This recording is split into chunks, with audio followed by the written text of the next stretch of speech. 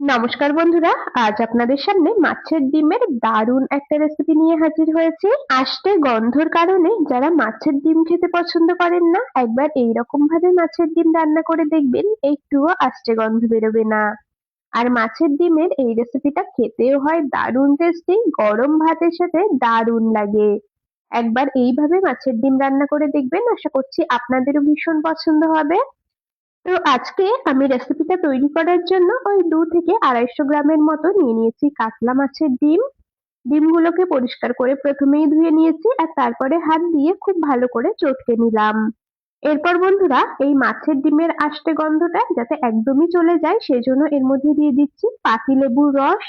আমি 1 ফালি মতো পাতিলেবু খুব ভালো করে নিংড়ে এর মধ্যে দিয়ে দিলাম। এরপর দিয়েছি স্বাদ মতো লবণ, পরিমাণ মতো হলুদ গুঁড়ো আর দিয়েছি হাফ চা চামচ শুকনো লঙ্কার গুঁড়ো।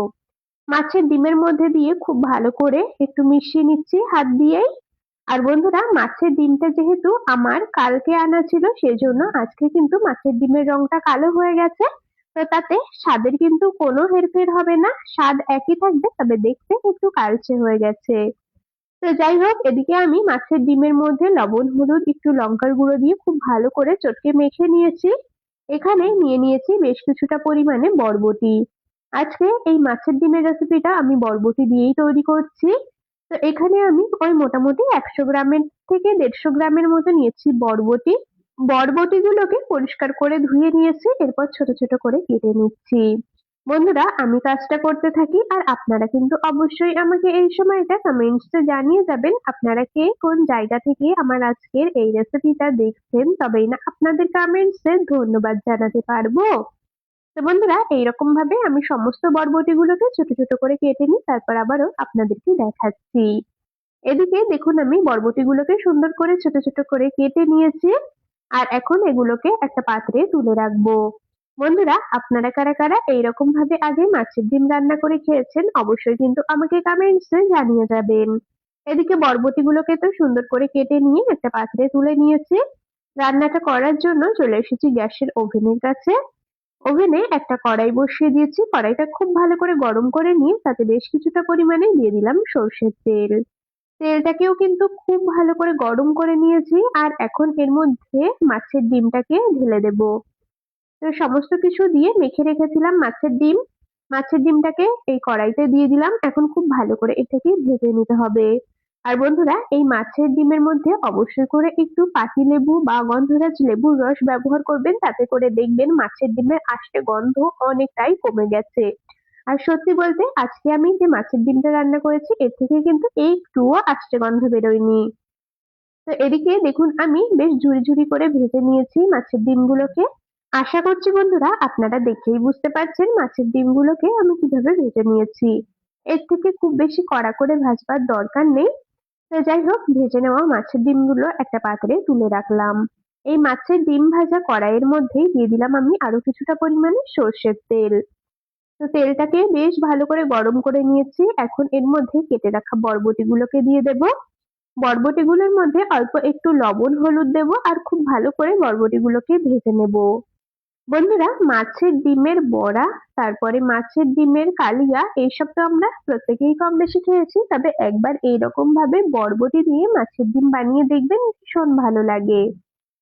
আর আমি আজকে এই রান্নাটা করার জন্য কাতলা মাছের ডিম ব্যবহার করলাম, চাইলে আপনারা রুই মাছ বা বড় অন্য যেকোনো মাছের ডিম দিয়ে রেসিপিটা বানিয়ে নিতে পারবেন। এদিকে আমি বরবটিগুলোকে অল্প লবণ হলুদ দিয়ে খুব ভালো করে ভেজে নিয়েছি। ভেজে নেওয়া বরবটিগুলোকে একটা পাত্রে তুলে রাখলাম। এরপর বন্ধুরা, রান্নাটা করার জন্য একটা মশলা বানিয়ে নেব, সেজন্য নিয়েছি একটা মিক্সির জার আর তার মধ্যে একটা মিডিয়াম সাইজের পাকা টমেটোর টুকরো দিয়ে দিলাম। দিয়েছি ওই 4 থেকে 5টার মতো কাঁচা পাকা লঙ্কা। হাফ চামচের থেকে একটু বেশি দিয়ে দিলাম গোটা সাদা জিরে। অল্প কিছুটা জল দিলাম আর একদম মিহি করে মশলাটা বেটে নেব। আপনারা চাইলে শিলেও মশলাটাকে বেটে নিতে পারেন, তবে আমি মিক্সিতে দিয়েই দেখুন একদম মিহি করে বেটে নিয়েছি। অল্প একটু জল দিয়েছিলাম গোটা মশলার মধ্যেই, তারপরে দেখুন একদম মিহি করে মশলাটাকে রেডি করে নিয়েছি। এখন এটাকে সাইডে সরিয়ে রাখলাম। ওভেনে আবারও কড়াই বসিয়ে দিয়েছি, তার মধ্যে দিয়ে দিলাম আরো কিছুটা পরিমাণে সর্ষের তেল। তেলটা খুব ভালো করে গরম করে নিয়ে হাফ চা চামচ দিয়ে দিয়েছি গোটা কালো জিরে। কালো জিরেটাকেও বেশ ভালো করে একটু ভাজা ভাজা করে নেব, ফোড়ন থেকে বেশ ভাজা সুন্দর গন্ধ বেরোনো পর্যন্ত। এরপর এর মধ্যে দিয়ে দিচ্ছি একটা মিডিয়াম সাইজের কুচিয়ে নেওয়া পেঁয়াজ। ফোড়নের মধ্যে পেঁয়াজ দিয়েছি, পেঁয়াজটা সুন্দর গোল্ডেন ব্রাউন রং ধরা পর্যন্ত ভেজে নিতে হবে। পেঁয়াজ কুচিগুলো একদম নরম হয়ে আসা পর্যন্ত সুন্দর একটা রং ধরা পর্যন্ত ভেজে নেব। বন্ধুরা, আমি কাজটা করতে করতে প্রতিদিনকার মতো আজও আপনাদের সাথে একটা কথা শেয়ার করে নিই। আপনারা যদি আমার আজকের এই রেসিপিটা ইউটিউব চ্যানেল থেকে দেখে থাকেন অবশ্যই সাবস্ক্রাইব করে রাখবেন, আর যদি ফেসবুক পেজ থেকে দেখে থাকেন পেজটিকে ফলো করে রাখবেন এইরকম আরো দারুণ দারুণ রেসিপির আপডেট সবার আগে পাওয়ার জন্য। এদিকে বন্ধুরা, আপনাদের সাথে কথা বলতে বলতে পেঁয়াজগুলোকে তো খুব সুন্দর করে ভেজে নিয়েছি, আর তার মধ্যেই আমি বেটে রাখা মশলাটাকে দিয়ে দিলাম। মশলার কাঁচা ভাবটা চলে যাওয়া পর্যন্ত, মশলা থেকে তেল ছেড়ে আসা পর্যন্ত খুব ভালো করে কষিয়ে নেব। দেখুন বন্ধুরা, মশলার মধ্যে যা অতিরিক্ত জল ছিল সেটা পুরোপুরি শুকিয়ে গেছে, মশলার কাঁচা গন্ধ একদমই চলে গেছে। মশলাটা খুব ভালো করে কষিয়ে নিয়েছি। এখন বন্ধুরা, এর মধ্যে আমি দিয়ে দেবো স্বাদ মতো লবণ, আর দিয়ে দেবো পরিমাণ মতো হলুদ গুঁড়ো। লবণ হলুদ দিয়ে আবার মশলার সাথে খুব ভালো করে একটু মিশিয়ে নিলাম। আর কিন্তু বেশি সময় মশলাটা কষাবো না। এখন বন্ধুরা, এর মধ্যে আমি দিয়ে দেবো পরিমাণ মতো জল। আপনারা যেই রকম ঝোল বা গ্রেভি রাখবেন সেই হিসাবে জলটা কম বেশি করে দিয়ে নেবেন। আমি এই রেসিপিতে খুব বেশি ঝোল রাখবো না, আবার একদম শুকনো শুকনো তৈরি করবো না, সেই হিসাবে কিন্তু এখানে আমি জলটা দিয়ে দিলাম। এখন এর মধ্যে দিয়ে দিচ্ছি ভেজে রাখা বরবটিগুলোকে। আর আমার মনে হচ্ছে জল একটু কম দেওয়া হয়েছে, সেজন্য আমি এখন এর মধ্যে আরো সামান্য কিছুটা পরিমাণে জল দিয়ে দেব। আপনারা যেরকম গ্রেভি রাখবেন সেই হিসাবে জলটা কম বেশি করে দিয়ে নিতে পারেন। তো এখানে দেখুন ঝোল একদম টকবক করে ফুটে এসেছে। এখন এর মধ্যে ভেজে রাখা মাছের ডিমগুলোকে দেব। ঝোলের মধ্যে মাছের ডিমগুলোকে দিয়ে আবারও কিন্তু বন্ধুরা সুন্দরভাবে নেড়ে চেড়ে মিশিয়ে নিতে হবে। আর এখন এটাকে ঢাকা দিয়ে বেশ আরো অনেকটা সময় ধরে রান্না করে নেব, যতক্ষণ না ঝোলটা বেশ একটু ঘন হয়ে আসছে আর বরবটিগুলো সুন্দরভাবে সেদ্ধ হচ্ছে। আরো মোটামুটি 7-8 মিনিটের মতো গ্যাসের ফ্লেম মিডিয়ামে রেখে আমি ঢাকা দিয়ে রান্না করে নিয়েছি। এখন ঢাকাটাকে খুলে নিলাম। বন্ধুরা, রান্নাটা কিন্তু আমাদের প্রায় হয়ে এসেছে। এর থেকে আর আমি বেশি ঝোল কমাবো না, এইরকম একটু ঝোল রাখবো। দেখুন, একেবারে অতিরিক্ত বেশি ঝোল নেই, আবার কিন্তু একদম শুকনো শুকনো হয়নি। এই অবস্থাতেই আমি এটাকে নামিয়ে নেব। তো সবশেষে এর মধ্যে দিয়ে দিচ্ছি সামান্য পরিমাণে ভাজা জিরের গুঁড়ো। ওই 1 চামচের 3 ভাগের 1 ভাগ আমি দিয়ে দিলাম ভাজা জিরের গুঁড়ো। জিরেটাকে ড্রাই রোস্ট করে তারপরে গুঁড়ো করে নিয়েছি।